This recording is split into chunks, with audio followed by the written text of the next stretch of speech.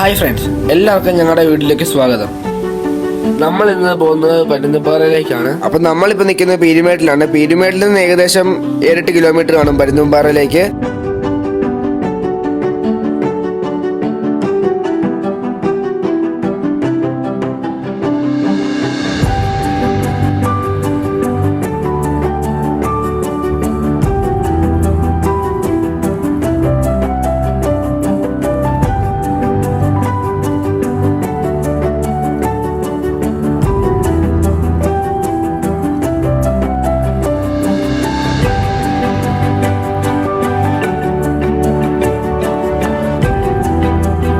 അപ്പം നമ്മൾ ഈ കാണുന്നതാണ് പീരുമേട് ടൗണ്.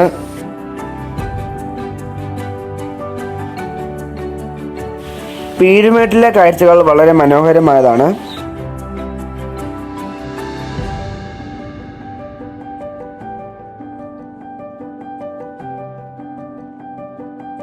നമ്മളിപ്പോൾ ഈ സൈഡിൽ കാണുന്നതാണ് ശ്രീകൃഷ്ണ സ്വാമി ക്ഷേത്രം.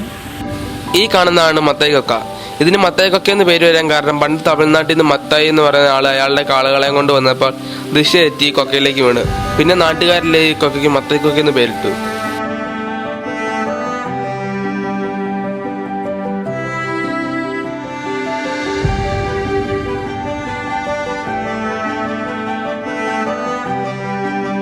ഈ കാണുന്ന കവലയാണ് കല്ലാറ് കവല.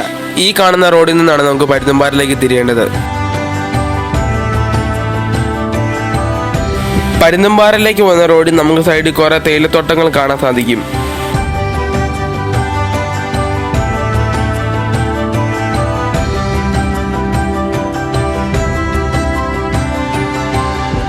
അങ്ങനെ നമ്മൾ പരുന്തുംപാറ എത്താൻ പോവുകയാണ്.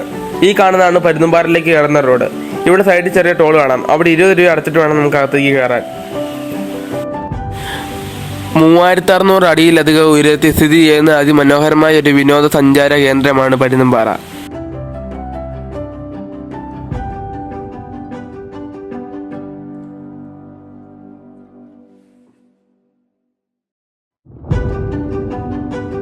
ഇവിടുത്തെ മലനിരകളിൽ പരുന്തിന്റെ ആകൃതിയോട് സാമ്യമുള്ള ഒരു വലിയ പാറ ഉണ്ടായിരുന്നു. അതുകൊണ്ടാണ് ഇതിന് പരുന്തുംപാറ എന്ന പേര് കിട്ടിയത്.